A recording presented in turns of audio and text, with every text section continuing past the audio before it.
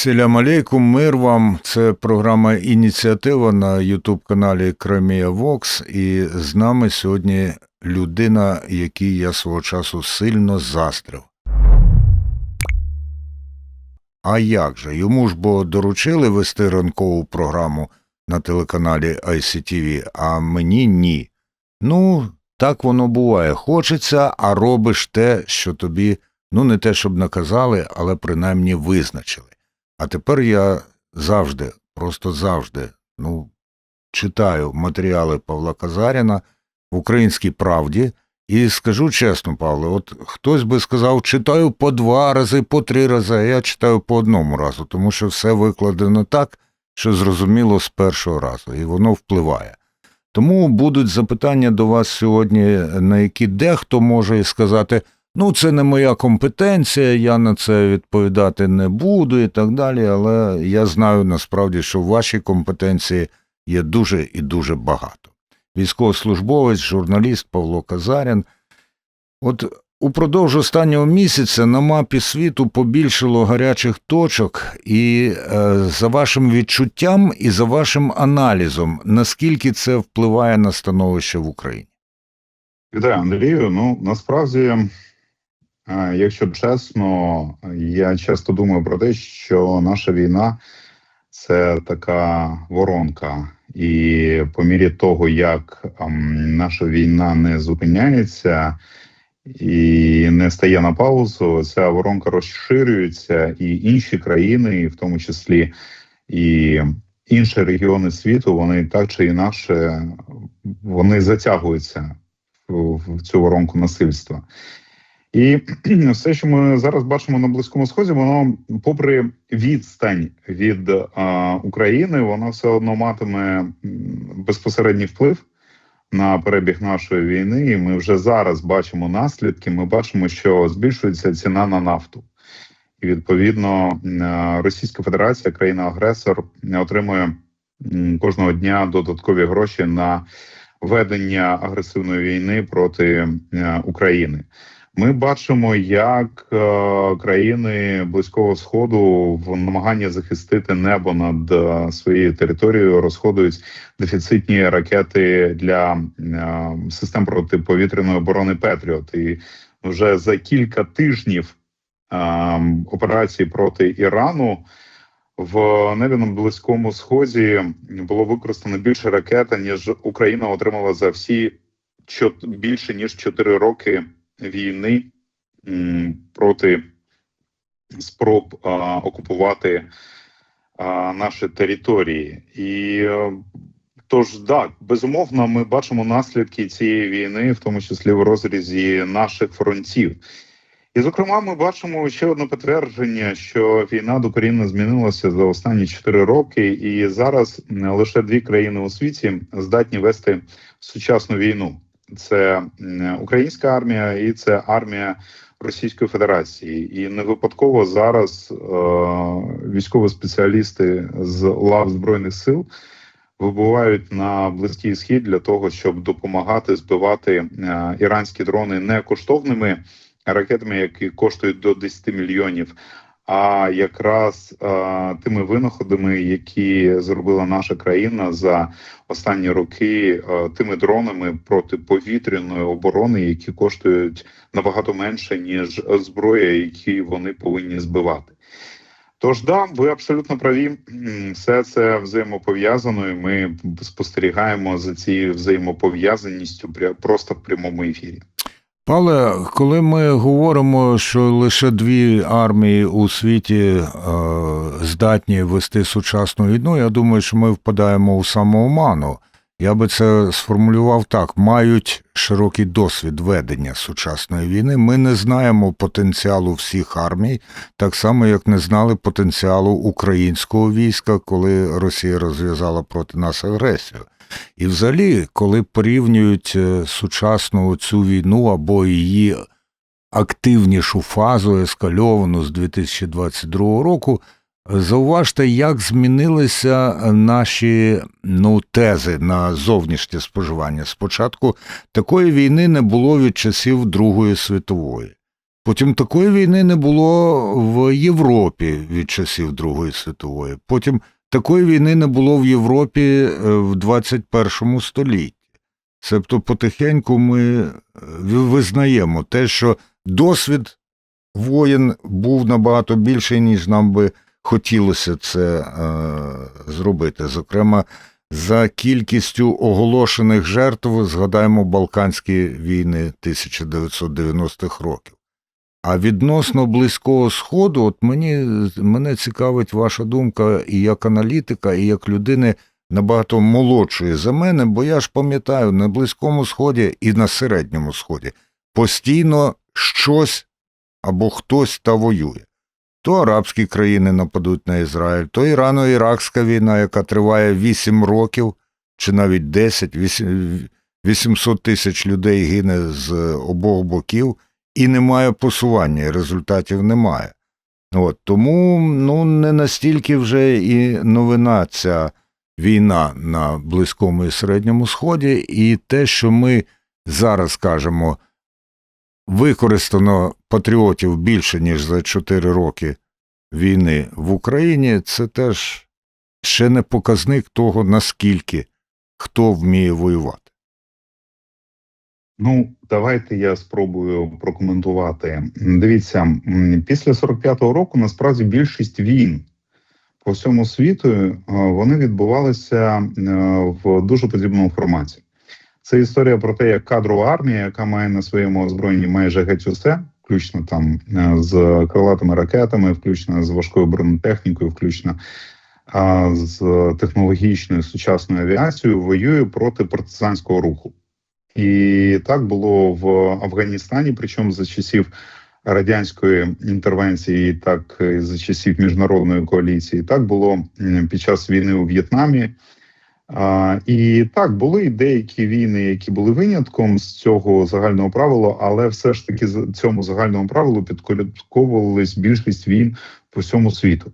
І коли ми, наприклад, передивляємось кінокласику, яку зняв Голлівуд на тему війн другої половини ХХ століття, то зазвичай це війни, в яких багато стрілецького контакту.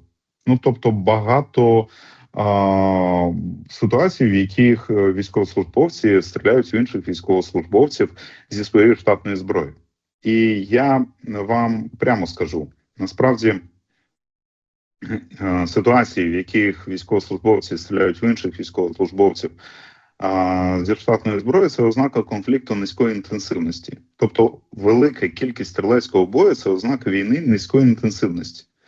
Це історія про те, що от є якась кадрова армія, яка знаходиться десь, і їй протистоїть військовий організм, який там, не знаю, працює за правилами партизанського руху. А що є у партизанського руху для того, щоб нанести ураження кадровій армії, яка заходить на його територію? У нього є стрілецька зброя, у нього є там гранатомети і міномети, і можливість там робити якісь засідки, закладати фугаси.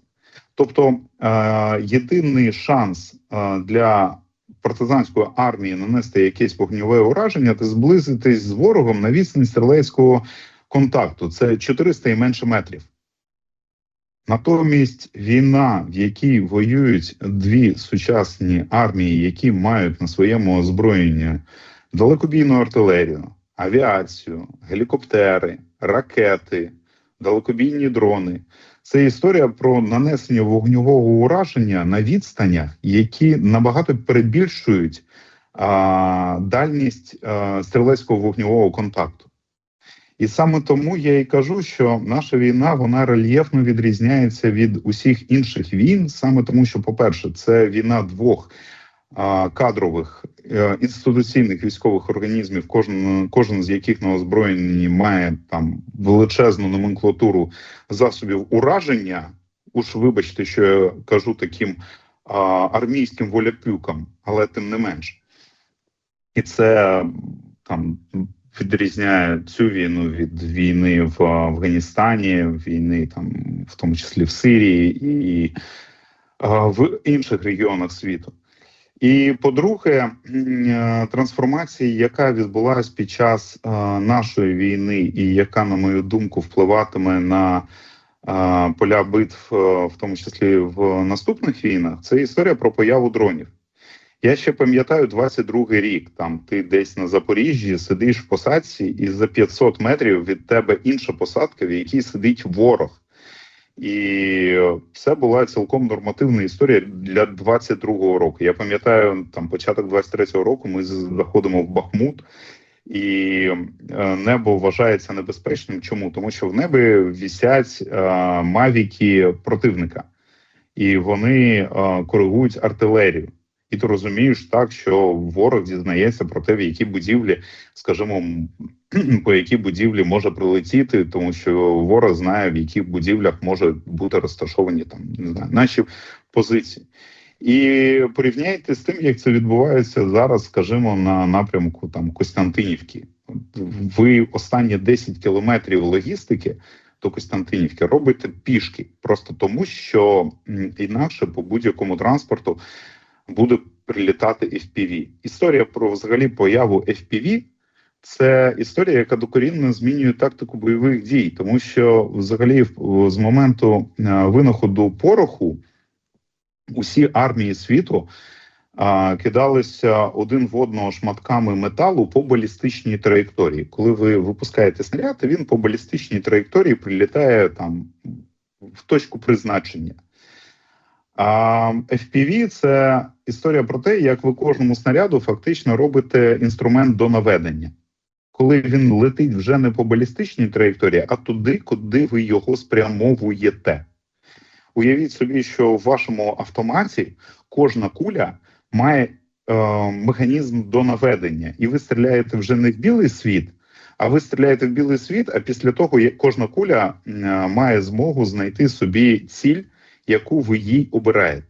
Саме тому я і кажу, що наша війна, вона в чомусь може докорінно змінити правила ведення війни просто через те, як, скажімо, під час Першої світової війни на полі бою з'явилися танки і така протиавіація. Під час Другої світової війни з'явилися радари і ракети. А от під час, наприклад, цієї війни з'явилися FPV як інструмент, який спрямовує снаряд не туди, куди його спрямовує балістична траєкторія, а туди, куди його спрямовує оператор цього БПЛА. І повірте, це доволі суттєва зміна, яка може нам здаватися не такою суттєвою, але тільки до того моменту, як ця технологія не почне опробовуватись на інших, зокрема, на інших фронтах, скажімо так.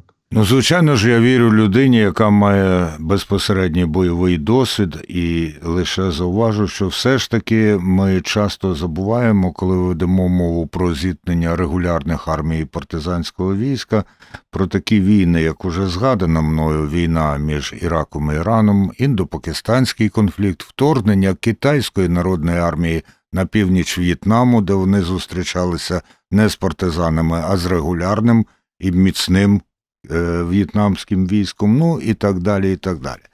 Це лише... Абсолютно праві. Ви абсолютно праві. Всі ці війни, які ви перелічили, вони не спростовують те, що я кажу, вони підтверджують загальні правила, але в загальному масиві війн, які відбувалися після 45-го року, ті війни, які ви перелічили, вони були в меншості. Більшість конфліктів – це частіше було протистояння кадрової армії, партизанського руху. В цьому сенсі ми з вами не сперечаємось, ми лише доповнюємо один одного. Я не сперечаюсь в жодному разі, я сказав, що я визнаю рацію людини з великим бойовим досвідом, але все ж таки відносно того, скільки більше, знову таки, як рахувати, за одиницями подій чи за кількістю задіяних засобів і сил з обох боків. Тут питання і методології в тому числі. Є аргумент, що світ змінюється так, що досвід України стає унікальним, І зараз кажуть, що фактично єдина країна – це Україна, яка роками живе в війні нового типу. І це справді може бути нашим козирем у розмові із тим, що ми називаємо Заходом. Чи переоцінюємо ми ті можливості, що це нам дає? Ну, скажімо так, будь-які ноу-хау, будь-які винаходи воєнного часу, вони доволі швидко поширюються по світу, якщо на це є запит.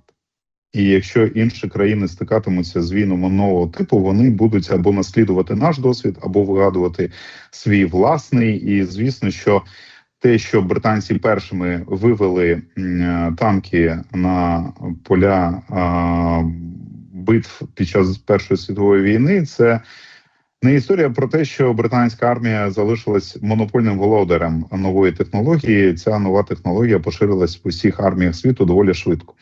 І зараз українська першість в володінні технологіями, вона так само дуже може виявити швидкоплинною. Тобто інші країни можуть або успадкувати певні технології і почати виробляти щось своє, або там якось інакше реагувати на ті виклики, які перед ними стоять. І тут все залежатиме від того, чи готові ми будемо, наскільки оперативно ми готові будемо реагувати на той запит, який виникає в країнах Близького Сходу, на ті самі дрони, які здатні перехоплювати іранські шахеди.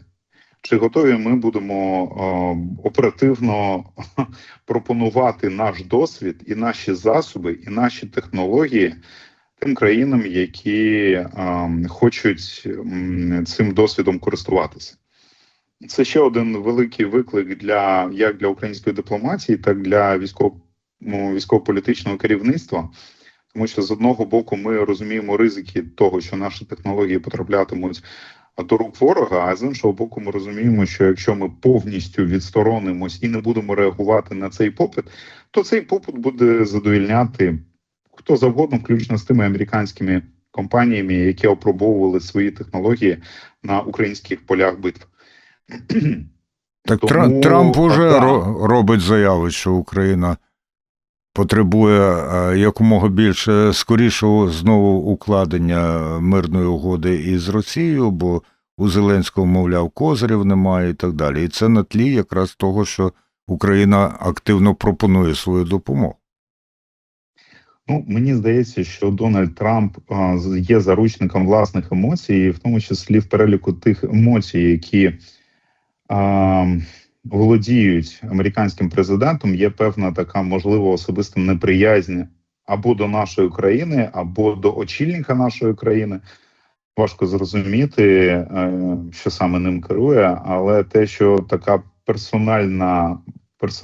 персональне відторгнення у Дональда Трампа є, ну от мені здається, це припущення цілком імовірним, якщо рахувати, якщо передивлятись усі його заяви впродовж останнього там більше ніж року на адресу нашої країни, на адресу Володимира Зеленського персонально.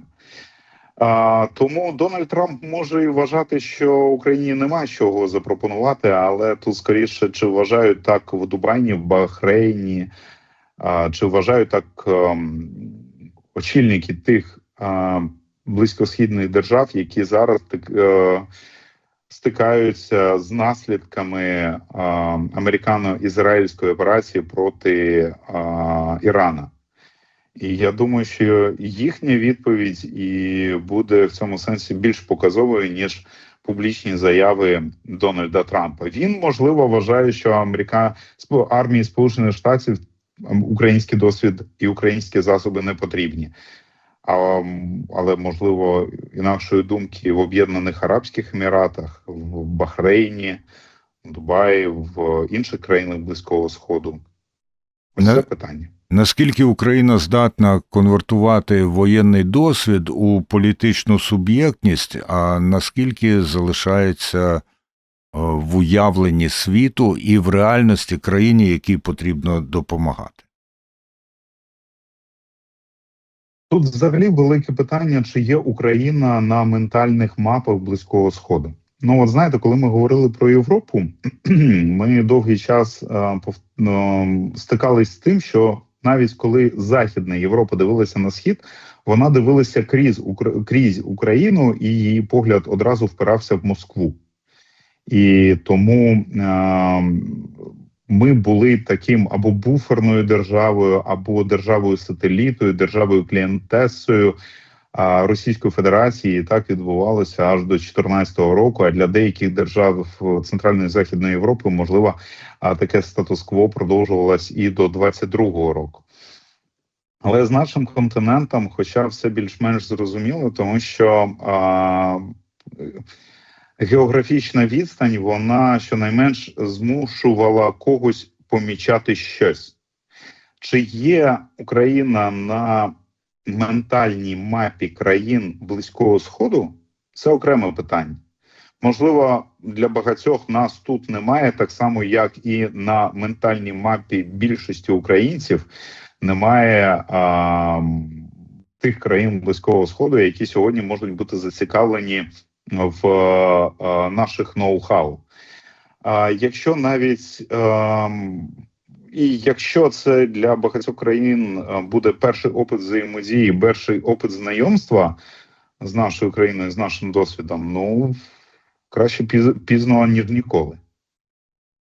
Наскільки є небезпека, що за умов цього загострення, за умов того, що перемикається увага тією чи іншою мірою на інший регіон, у переговорному так званому або не так званому процесі знову спробують винести за дужки Крим, щоб не ускладнювати домовленості? Знаєте, до 2022 року ми могли говорити про окремішність кримського питання. І зрозуміло, чому саме так відбувалося. Тому що в період з 14 по 22 рік у кримського питання був інший юридичний статус. Тобто Росія окупувала окремі райони Донецької і Луганської області, встановила там маріонеткові уряди, а Крим вона не тільки окупувала, але і анексувала. І в цьому сенсі була окремішність кримського питання впродовж там 8 довоєнних, ну, довоєнних, я маю на увазі до повномасштабної війни, 8 довоєнних років. Тому що взагалі сама тема анексії була дуже рельєфно іншою, аніж тема окупації. Після 45-го року світ знав не так багато випадків анексії. Це Східний Тимор, це там Західний берег ріки Йордан. Події, це Голландські висоти, окремі історії на Близькому Сході. І якщо я не помиляюсь, якщо так підсумовувати, то десь приблизно після 45-го року світ знав 7 або 8 випадків анексії по всьому світу. На відміну від окупації, яких було набагато більше. І саме ця юридична інакшість Криму змушувала виносити його в окреме питання. Так от, після 22-го року окремого кримського питання вже більше не існує. Тому що з того часу навіть на території нашої країни Росія вже встигла анексувати і Донецьку, і Луганську, і Запорізьку, і Херсонську області. І якщо ми раніше казали, от є окрема тема Донецька, Луганська, окремих районів Донецької, Луганської області і окрема тема Криму, то зараз цього протиставлення вже не існує. В цьому сенсі Росія анексував, юридично оголосивши російськими території Запорізької, Херсонської, Донецької, Луганської областей, вона,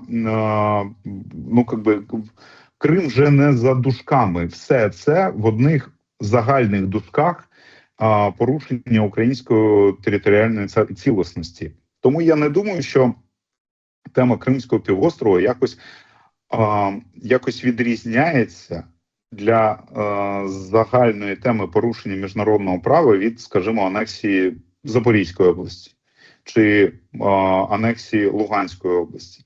І я думаю, що і доля всіх цих регіонів, вона вже вирішується не окремо, а в загальному пакеті. І цей загальний пакет вирішується не за столом перемовин, а на полі бою. Якщо раптом в якийсь момент російської спроможності стояти в глухій обороні або наступати на українські позиції, або стояти в глухій обороні, ця російська спроможність почне зникати, а українська армія отримує можливість рухатись вперед, то Україна буде там, де буде, зокрема, з'являтися український прапор, або на тих територіях, куди буде український прапор повертатися. Якщо відповідно ситуація розвиватиметься в якомусь іншому форматі, то за столом перемовин майбутнє окупованих територій навряд чи буде змінюватись. Російська присутність буде там, де буде присутність російського прапору. Українська присутність буде там, де буде змога у українського солдату принести український прапор. Ось і все. Наскільки у світі будуть готові визнати оце, що ви кажете, російська присутність буде там, де буде російський прапор, українська там, де буде український прапор? От ми ж чуємо, нехай примиряться, нехай підпишуть угоду і так далі. Чуємо ми не від усіх, а від конкретних гравців, від конкретного гравця, якого звати Дональд Трамп, який, мені здається, прийшов вирішувати не питання своєї країни до влади, а прийшов до влади, щоб вирішувати питання задовільнення власного его. От хоче людина Нобелівську премію міра, прагне її, можливо, для того, щоб закрити свій власний гештальт у порівнянні з Бараком Обамою, який цю Нобелівську премію отримав. І через це хоче закінчити війну між Росією і Україною, і йому не принципово, за чий рахунок завершення цієї війни відбудеться.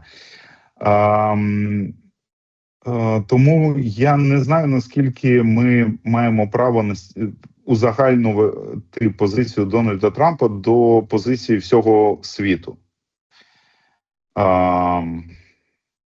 Це така ремарка щодо питання.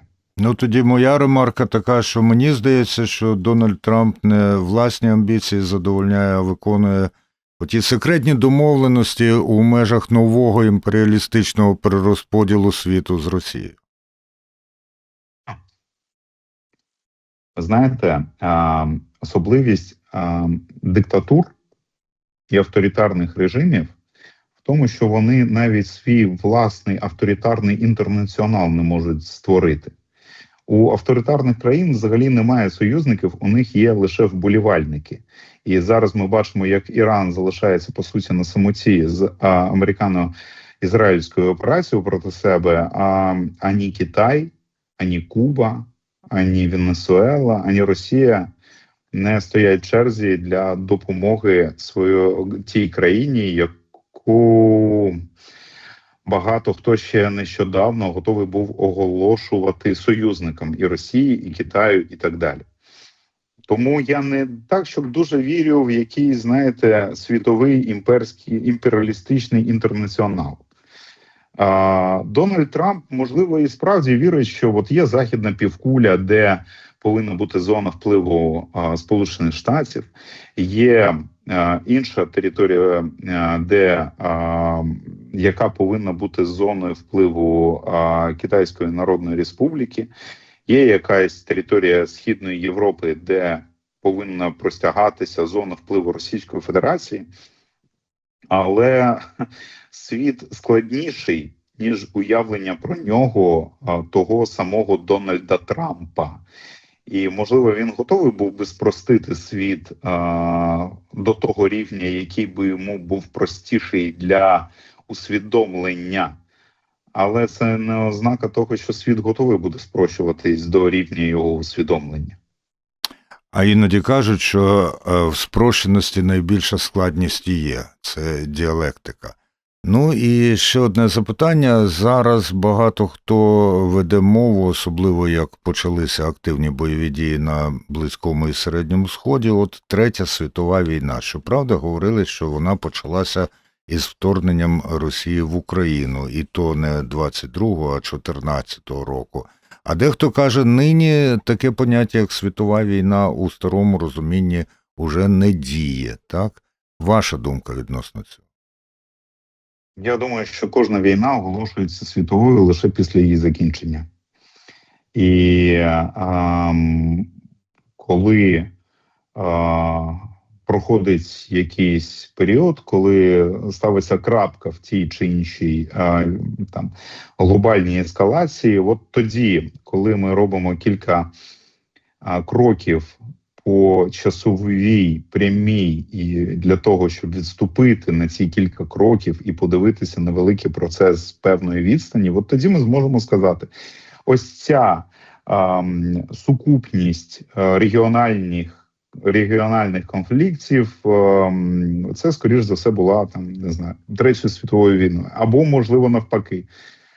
Це все було якимось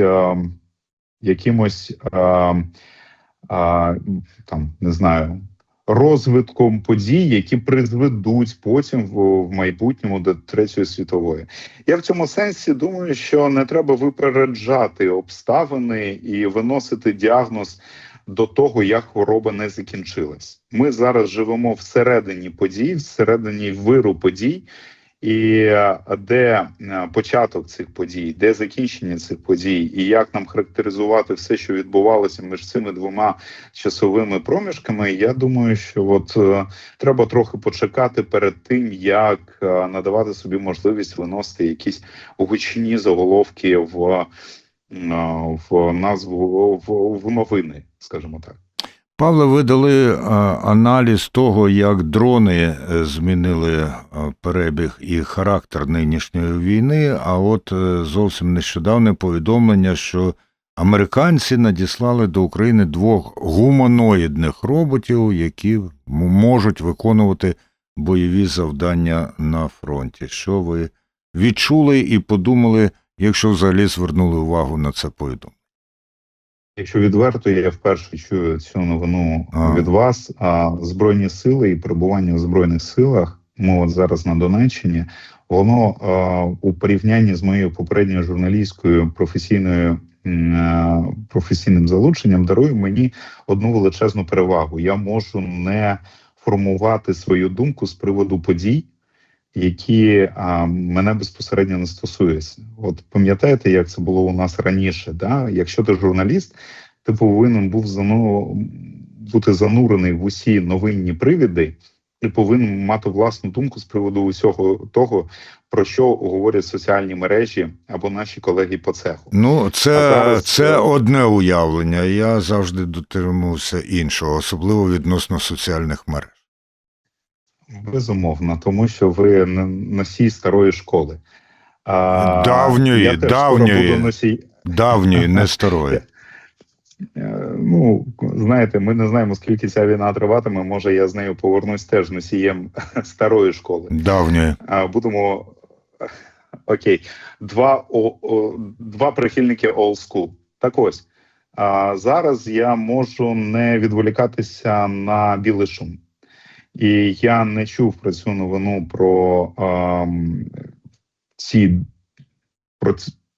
про те, що нібито Сполучені Штати щось сюди надіслали. Я скоріше дивлюсь на те, як змінюється технологія ведення війни за допомогою безпілотних комплексів. Ми бачили появу безпілотних комплексів. В 22-му це були розвідники, в 23-му це були і розвідники, і FPV, в 24-му додалися ще НРК, наземні роботизовані комплекси. Надалі це посилення впливу штучного інтелекту і, напевно, поява роїв дронів. Чи буде місце для появи ще якихось додаткових технологічних рішень, які ускладнюватимуть всю цю многокомпонентну дронову історію і перебіг війни на лінії бойового зіткнення? Да, цілком може бути поява якихось додаткових нових засобів. Чи будуть це гуманоїдні? Не знаю. Не готовий підписуватись під цим припущенням. Павло Казарін, військовослужбовець, журналіст, філософ у програмі «Ініціатива» на YouTube-каналі Crimea Vox. Дуже дякую.